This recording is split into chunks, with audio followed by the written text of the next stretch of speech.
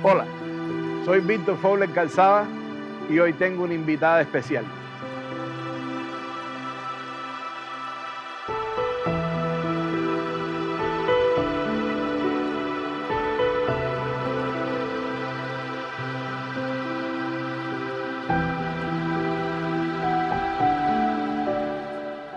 El aula magna.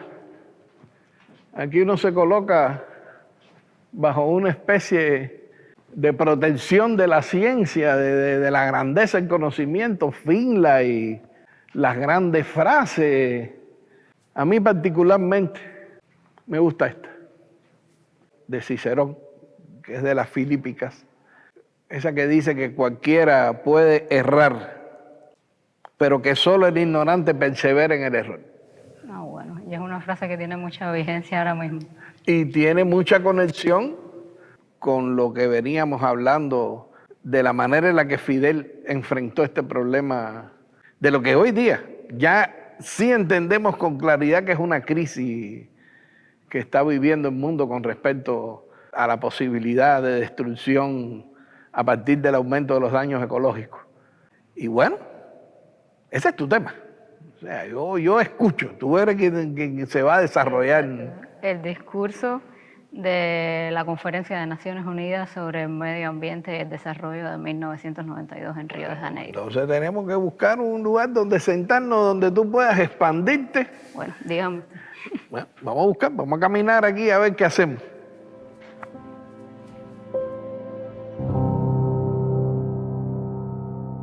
Bien, una buena vista, vamos a sentarnos aquí.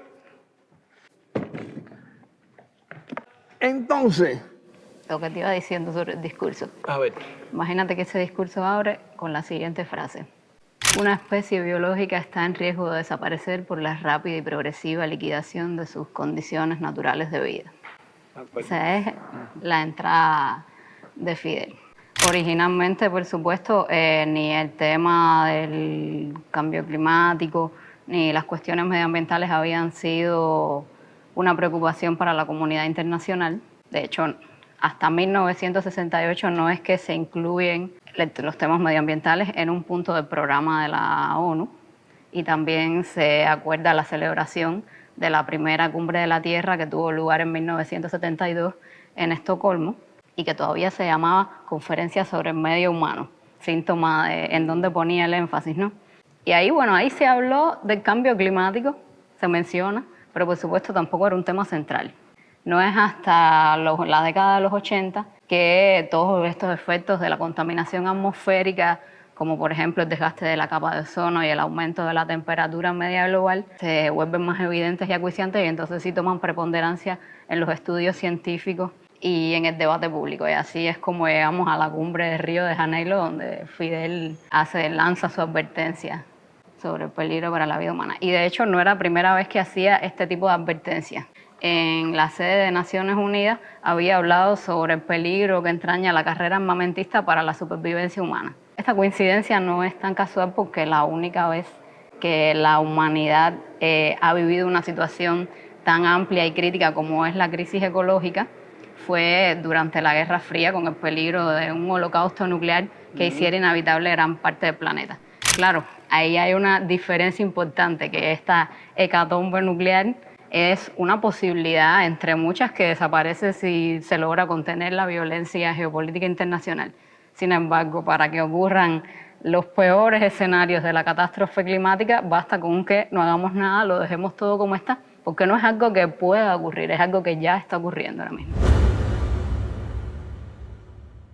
Y escuchándote a ti y con esa referencia de Fidel en los 60, con la guerra, la amenaza de guerra nuclear, me doy cuenta de que esto que Fidel hace en los 90 es complejísimo. Esta idea de que hay un cambio climático global estaba condicionado porque se sabía que en Cuba habían sucedido cambios también.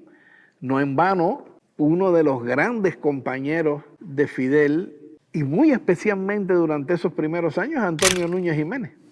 Sí, de hecho, uno de los momentos en los que Fidel habla sobre la importancia de la naturaleza, que es un elemento que sale en varios discursos, y sobre su estudio y la importancia también de su estudio, es en un discurso en el 59 en el cuartel Columbia, que ya estaba convertido en escuela, y también en 1960 con la Sociedad Espeleológica de Cuba, por supuesto ahí Doña Jiménez presidiendo.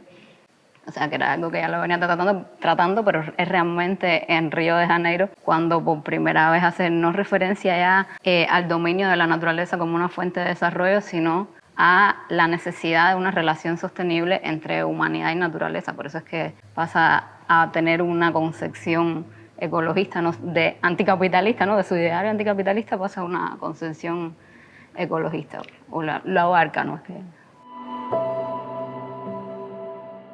Para que la destrucción de la naturaleza se convierta no en un peligro potencial, sino en una amenaza realizada, bastaría, fíjate la frase que dijiste, bastaría con que no hagamos nada. Pero bueno, ese no hagamos nada implica que hay alguien que sí estaría haciendo algo en contra de la naturaleza. Te hablé del discurso de 1960 y estábamos hablando originalmente de la cumbre de Río de 1992. Otro elemento casualmente en el que coinciden estos dos discursos es precisamente en los responsables que señalan. Aunque él no estaba hablando de la misma situación crítica, los responsables señalados son los mismos. En el de 1960 básicamente hablaba de que la filosofía del despojo era precisamente la que engendraba la filosofía de la guerra, justificaba la filosofía de la guerra, y que si desaparecía esta, pues desaparecería la otra, y si desaparecían las colonias y la explotación de los países por los monopolios, entonces la humanidad realmente llegaría a una verdadera etapa de progreso. Mientras que en 1992 hablaba de que son las sociedades de consumo las verdaderas responsables, o las fundamentales responsables de la destrucción atroz del medio ambiente, que a su vez se originaron de las antiguas metrópolis coloniales y de políticas imperiales que engendraron también el atraso y la miseria que hoy asola a la inmensa mayoría de la humanidad.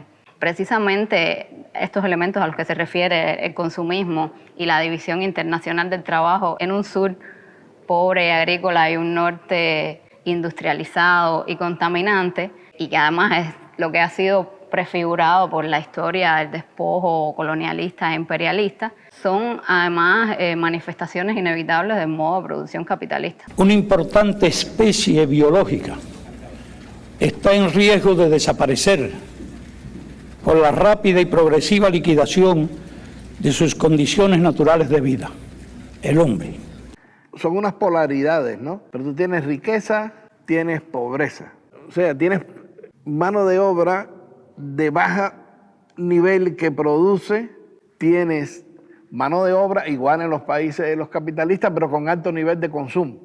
Y tienes de un lado países esencialmente entregadores de materia prima, que además en años recientes hemos visto una de las cosas más perversas de esa lógica, que se convierten en receptores de desechos industriales contaminantes provenientes del primer mundo.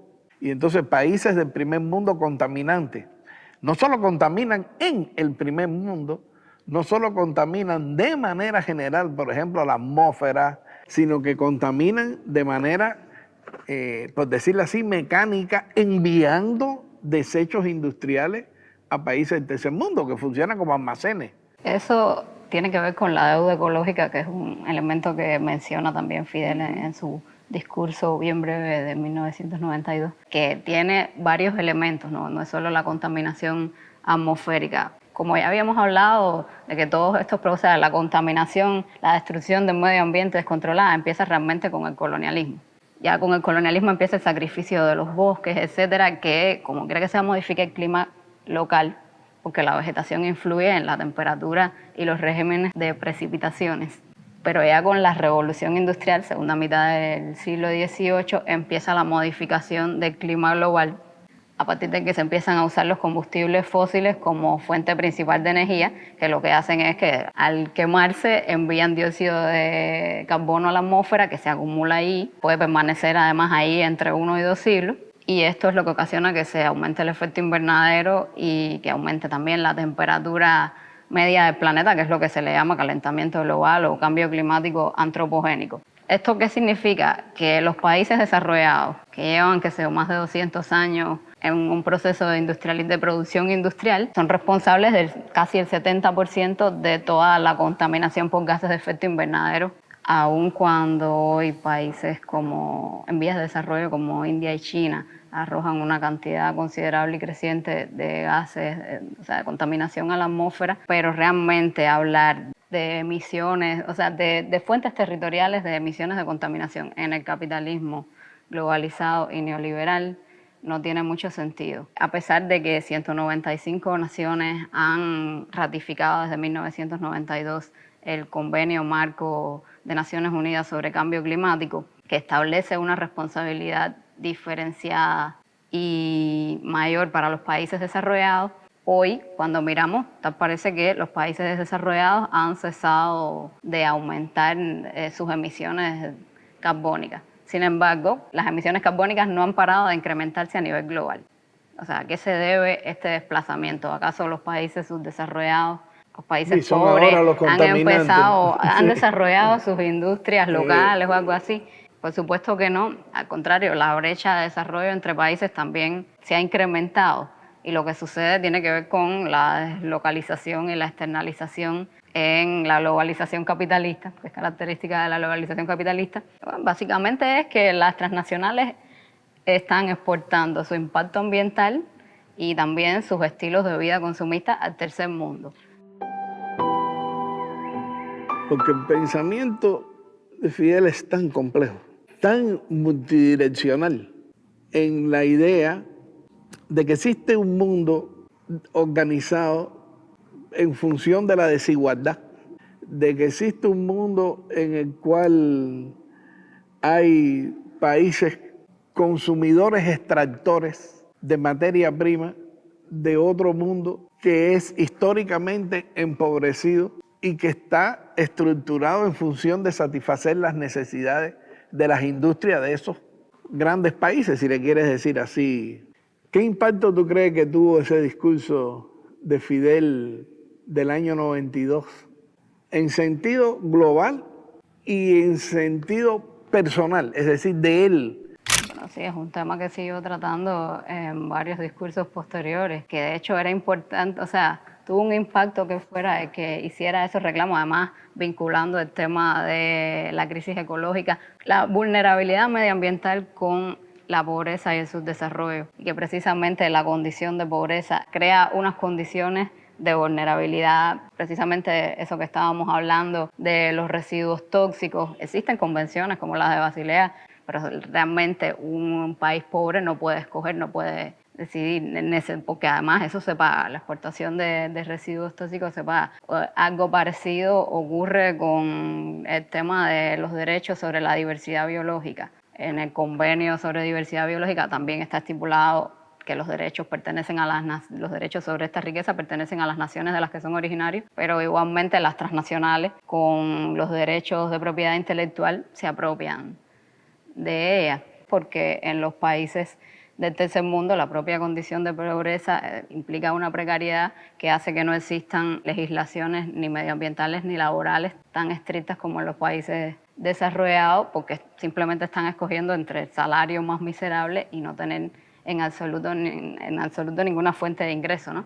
Influye en que hay una relación directa ahí entre pobreza y subdesarrollo. Por eso es que Fidel decía en este discurso que todo lo que contribuye hoy al subdesarrollo y a la pobreza es una violación flagrante de la ecología. Y precisamente por eso tenía importancia que lo dijera él en representación de los países que están afectados. Hay un momento del discurso de Fidel que es el más famoso, digamos, donde él dice: páguese la deuda ecológica y no la deuda externa. Bueno, porque precisamente los acreedores de la deuda ecológica son los deudores de la externa. Exactamente, o sea, por eso yo te hablaba de esa lógica perversa donde se organizaban esos opuestos, ¿entiendes? Productor, dador de materia prima, consumidor contaminante. Ahí está, porque ese consumidor contaminante es además el que te da los financiamientos que terminan siendo los financiamientos de las deudas externas, ¿entiendes? Sí, que la deuda externa es una ayuda, porque Que todos es una, sí, sabemos... pero es una ayuda que resulta que es el reverso de la deuda ecológica, ¿entiendes? O sea, ese pensamiento estructurado que unifica los opuestos y que entiende el funcionamiento global de una manera dialéctica, era ese pensamiento de Fidel, ¿entiendes? La visión compleja que tenía de la ecología, la relación, la importancia de la ecología para una comprensión de la estructura profunda de funcionamiento del capital, para tener una posibilidad real de vida en el tiempo y para vivir una vida mejor en el futuro. ¿Qué piensas tú? ¿Qué más podríamos decir? ¿Qué más nos dirías? Ahí hay un elemento importante respecto al ecologismo en Fidel, que es un ecologismo anticapitalista. Porque muchas veces el error de muchos de los enfoques ecologistas que vemos es que se centran sobre todo en el modelo económico, ¿no? Es el neoliberalismo, en el hecho del modelo de consumo, la sociedad de consumo, etc. Y realmente el tema es que tú no puedes modificar el modelo económico ni de consumo y no tocar el modo de producción. Entonces, él va a la raíz del problema de la ecología, por supuesto, con un sentido siempre antropocéntrico, ¿no? Hay que salvar a la naturaleza porque el ser humano es parte de la naturaleza. 1999, creo que en la Universidad de Venezuela, él hace referencia al tema del cambio climático y también ahí explica que la globalización es un proceso inevitable e irreversible y que, por tanto, para contrarrestar la globalización neoliberal, lo que es necesario es globalizar la solidaridad y la cooperación, y hace un llamado a la integración de América Latina y el Caribe. Y ahí mismo, en ese discurso, habla de cómo en Cuba, a raíz del campo, porque recordemos, bueno, ahora estamos en 1999, pero en 1992, cuando está en la cumbre de Río, recordemos que el contexto es que se ha caído el socialismo en Europa del Este, el neoliberalismo se consagra como la única alternativa posible a nivel mundial y Cuba estaba pasando sumida en la profunda crisis económica que se conoce como periodo especial. Entonces, en 1999, él habla de cómo la caída del campo socialista obligó a Cuba a ahorrar combustible. Y es precisamente esa búsqueda de una fuente sustentable de energía la que lo lleva a impulsar la revolución energética en el 2005, que habla de eso también en un discurso del 2005 de la Conferencia Mundial del Diálogo de entre Civilizaciones, que el tema de la revolución energética incluye varias cosas: sustitución de los equipos electrodomésticos ineficientes, instalación de centrales eléctricas descentralizadas, los grupos electrógenos, ajustes en las tarifas residenciales.